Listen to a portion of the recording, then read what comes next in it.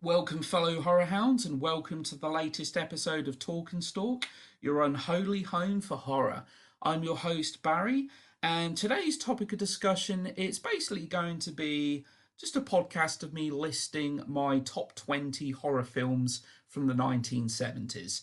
Now, I'm actually going to try and keep this list as short and sweet as possible. Many of the films on this list I have actually talked about before in previous podcasts, so I'd probably just end up repeating myself a lot of the time. Now, I just want to preface this also by saying the 1970s, in my opinion, is one of the greatest decades in the history of horror. I think it was really with the 70s that we actually started to see a lot of contemporary horror movies being churned out. There was certainly a lot of films within this time that actually went on to attain cult status, and there's actually a lot of classics within this time as well. I think the only decade to me that really rivals it is the 80s. Now, the 80s would be deemed by many to be arguably the best decade in the history of horror, and I couldn't really disagree with that. The 80s is going to be saved for a later podcast. Now, I'm just going to get the ball rolling now, and I've tried to basically put these films in as good placement as I possibly can, which is actually the hardest part of the list. It's really putting the films in what I deem to be their correct placement. There could be a film in the 14th spot that if you were to ask me a few months later, where would it be? I'd say the 11th or 12th spot. But I've tried to place these as best I can. Now, starting in at number 20 is Eraserhead. Released in 77, this is actually David Lynch's directorial debut and quite simply one of the weirdest films I've ever seen. Love him or hate him, there's no denying that David Lynch is one unique filmmaker. With Eraserhead, it's a film that went on to achieve cult status. It's a movie that very much does have a cult following to it. It's just a surrealistic, it's a really weird movie. But the black and white, the low budget, I feel really kind of adds to the film's atmosphere and creepiness. Eraserhead is certainly an acquired taste. Now, in the 19th spot is Tales from the Crypt, released in 72. This is obviously based off the classic EC horror comics of the 1950s, the likes of Tales from the Crypt, The Vault of Horror, The Horn of Fear. Amicus has obviously become renowned for they're a British film studio that became renowned. They churned out quite a few horror anthology films, the very first one being Dr. Terror's House of Horror, starring horror legends Peter Cushing and Christopher Lee. Tales from the Crypt, in my opinion, is one of the best horror anthology films of all time. It was followed the following year by Vault of Horror, which was also obviously based on the comics from the 50s. Tales from the Crypt, 5 great short stories, a good wraparound, and an all great British cast. Now, the next film on the list is The Wicker Man. Again, very much considered a British horror classic, with certainly one of the most iconic endings, I think, in the history of horror. It was actually remade in 2006. Less said about that film, the better, starring my guilty pleasure, Nicolas Cage. But the original movie is, I think, very much kind of a classic of its time. Starring Edward Woodward and starring, again, horror icon Christopher Lee. I don't really want to go into this film too much, but the movies revolved around paganism, and a man looking for a missing child goes to an island and he gets more than he bargained for. That's all I'm going to say. Now, the next movie on the list is Salem's Lot, which is still one of the best Stephen King adaptations, in my opinion. It is actually one of my favourite vampire films of all time. It was released in 79. It was only the second Stephen King adaptation to have been made into a film. Salem's Lot is still, admittedly, it might be a little dated in places, but it's still an effective vampire film. Yes, starring David Soul, and again, still one of my personal favourite Stephen King books as well. The next film on the list is Deep Red, otherwise known as Profondo Rosso, directed by one of the Italian masters of horror, Dario Argento. Deep Red was released in 75. It's considered by many to be one of Argento's best, some would say the best film of his. Obviously, he made his directorial debut with Bird with a Crystal Plumage, which was released in 1970. But Deep Red is one of them films that is considered to be one of the very best giallos out there. A great score composed by Goblin, who actually collaborated on quite a few of Argento's films. Deep Red, it's a great murder mystery, some effective set pieces, and I think it is one of the best giallos out there. The next movie on the list is actually a remake released in 78. I actually, as horror movie remakes go, this is one of the very best examples in my opinion. It stars Donald Sutherland, it stars Leonard Nimoy, Jeff Goldblum. It's Invasion of the Body Snatchers. I think this is a remake done right. The 1956 original is very much a sci-fi horror classic. This is a remake that really holds up to the original movie, in my opinion. I think what's scary about Invasion of the Body Snatchers is the fact of it's that loss of identity. It's that who do you trust? There's an element of paranoia that creeps into the story. And without spoiling anything in case people haven't seen it, Invasion of the Body Snatchers has a gut punch of an ending. I think it has one of the bleakest and a hell of an ending that's just a hell of a gut punch. The next movie on the list is a film that I think it deserves a lot more attention. I think this is a film that not enough people have seen. It was released in 78. It was directed by none other than Richard Attenborough, and it's called Magic. And it's very much a psychological horror film starring Anthony Hopkins long before he played Hannibal Lecter. It's a film that's very cerebral, a ventriloquist struggling with dissociative identity disorder.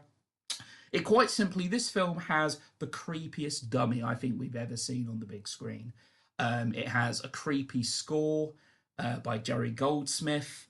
It's overall, it's a very creepy movie. Yeah, for anyone that knows me, knows I'm a big fan of psychological horror. Films that are very kind of, films that probe the recesses of the mind, and Magic is very much one of them films. It also stars Burgess Meredith in a supporting role as well. Okay, the next movie on the list is The Tenant. Again, another psychological horror film that I really feel deserves more attention. I feel like this film was kind of unfairly overshadowed by Rosemary's Baby and Repulsion, which were also directed by Roman Polanski. This was basically the third in what Polanski called his apartment trilogy. The Tenant is very much a film that blurs the lines between fantasy and reality. It's claustrophobic, it's creepy, it's a very slow paced kind of movie about a man's descent into madness. Polanski actually cast himself in the lead role, which for some weird reason he didn't actually credit himself for.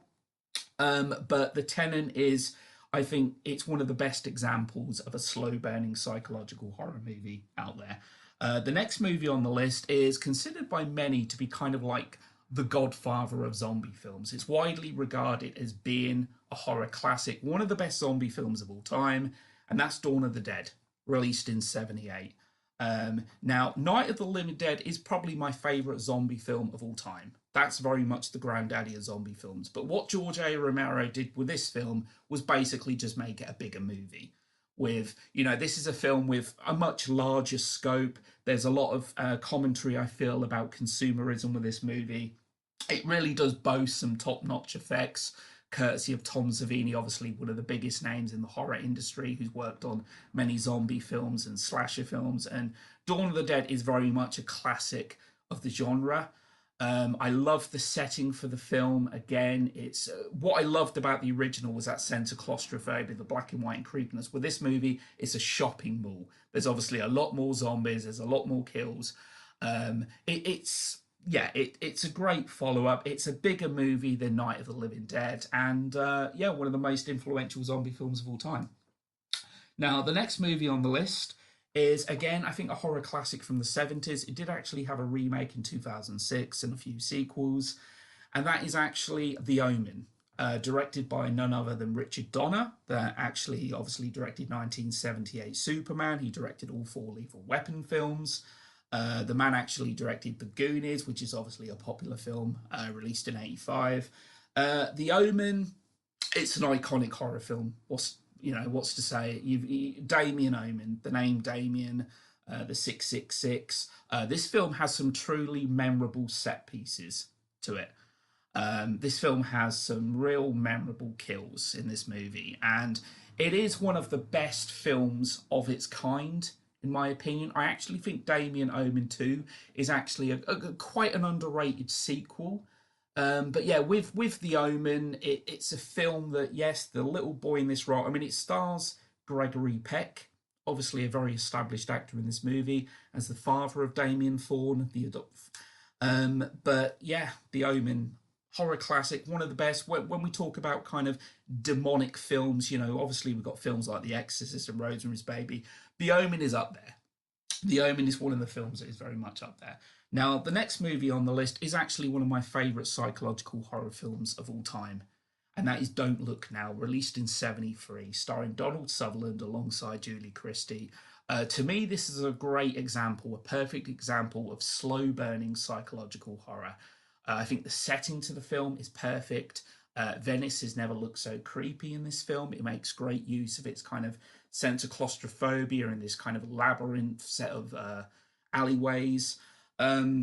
It's a film with a climax that you're never going to forget. This film has a very bleak, kind of a gut punch kind of ending, one that's always stuck with me.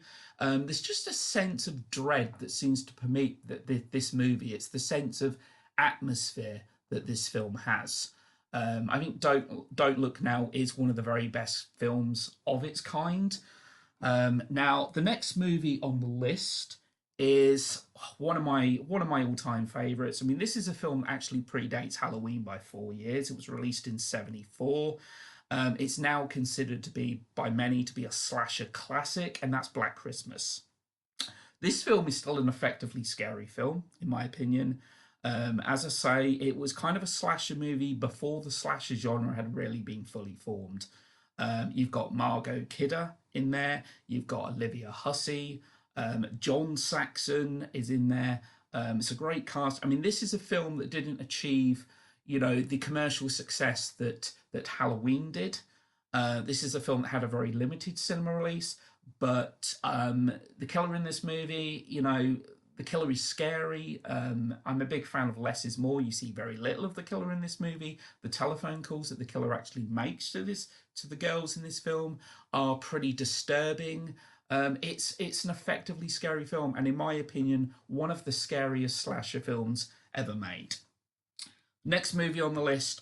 This is Argento's best film, in my opinion.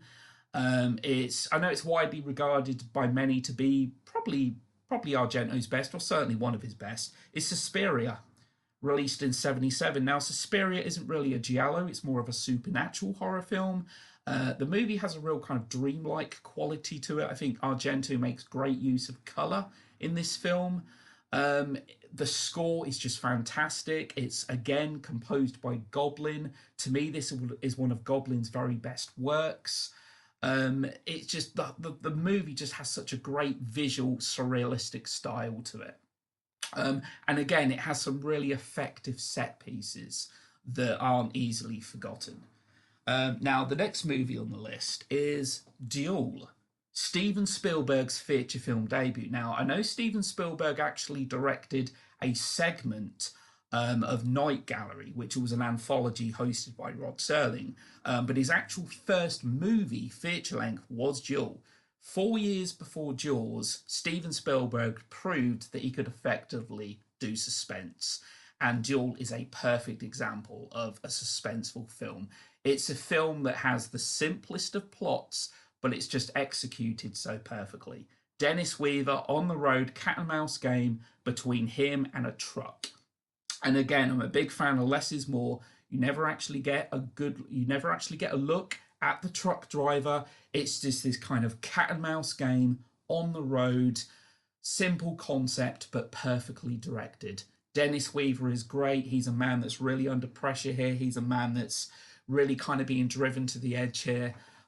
Duel is a great film that I know it's considered to be a classic now, but again, I think when people talk Spielberg, I don't feel Duel gets talked about enough. Now, the next movie is Carrie. Now, Carrie is still one of the very best Stephen King adaptations, in my opinion.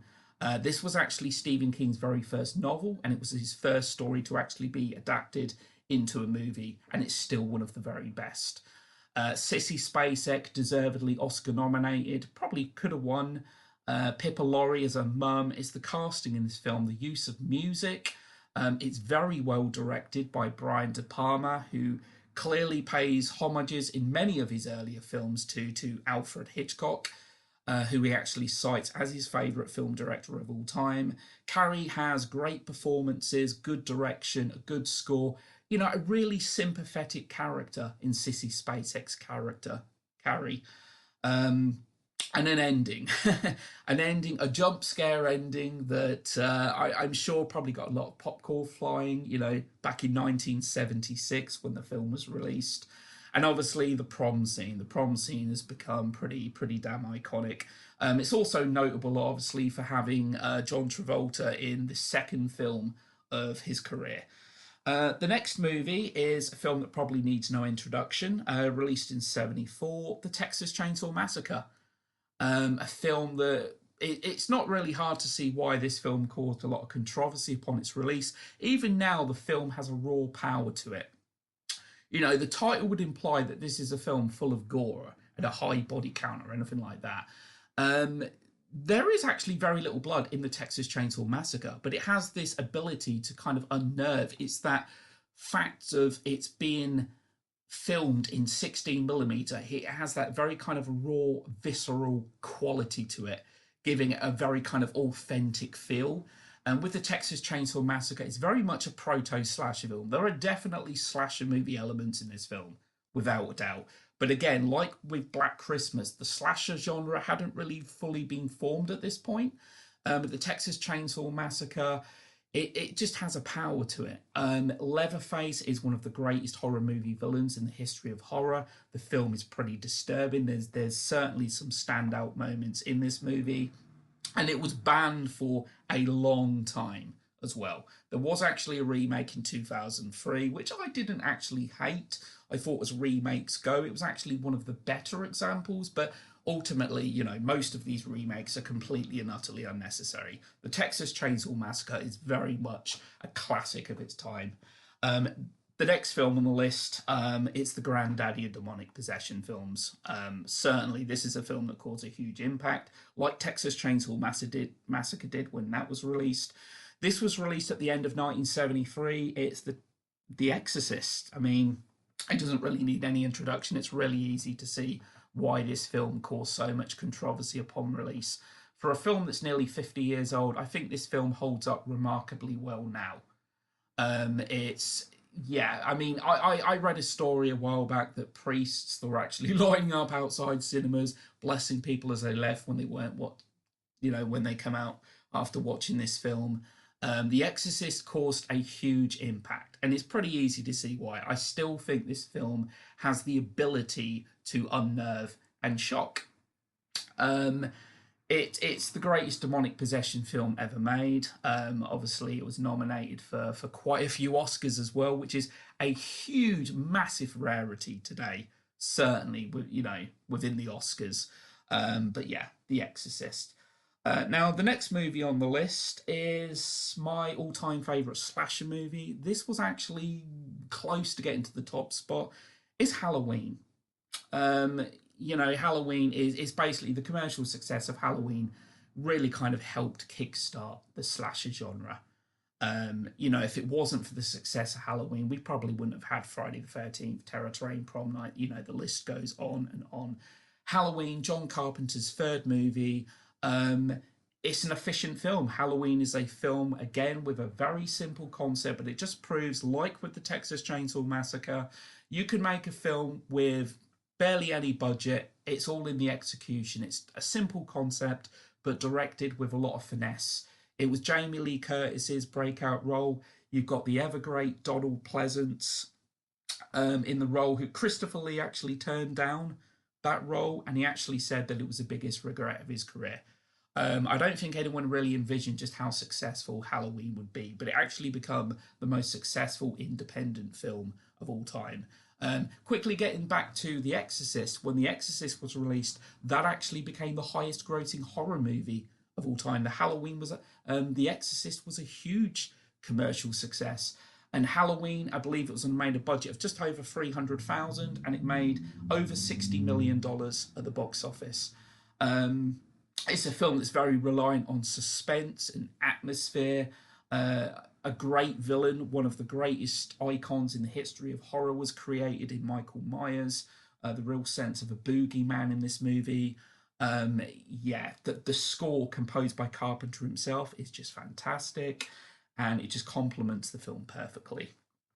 Now, the second film on the list is Jaws. 1975, the first movie to actually be classified as a blockbuster. It actually did become the highest grossing film of all time when it was released.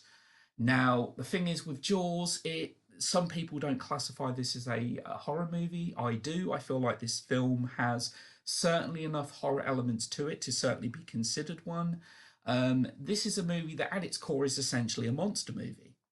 In this case, the monster is a great white shark. What elevates this film above so many other films of the genre is the direction by Steven Spielberg.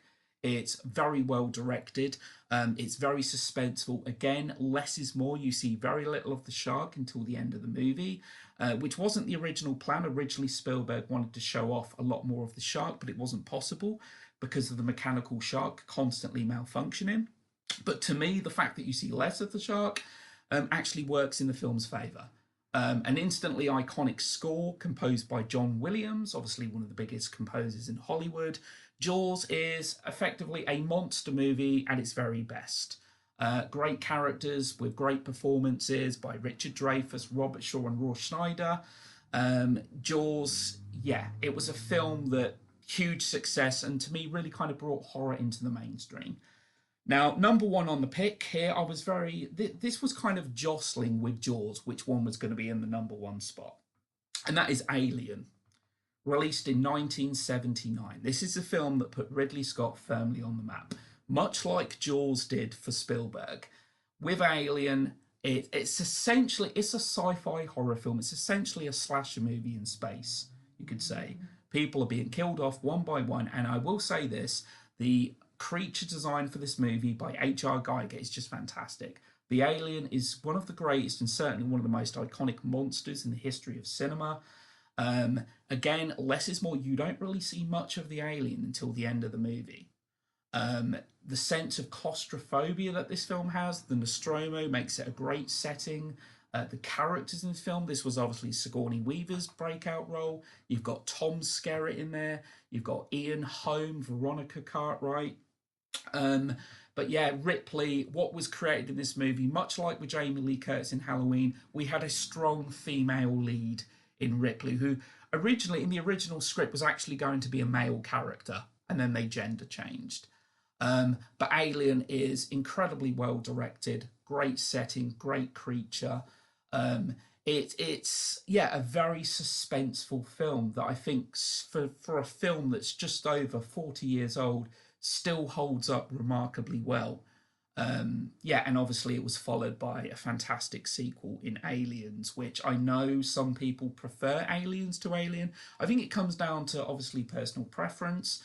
To me, Alien is very much a sci-fi slasher film, whereas Aliens is more of a Vietnam in space. They're both great films, but for different reasons. They're both great movies in their own right. So Alien to me is probably my favourite horror film of the 1970s. So yeah, that's the list. I try to run through this as fast as possible.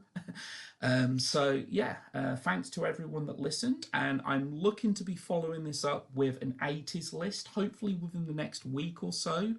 The 80s is probably going to be a bit tougher, I have to admit, because the 80s there were a lot more horror films, I feel, certainly within the mainstream, that were churned out in the 80s. With the 80s, we had many franchises starting for one.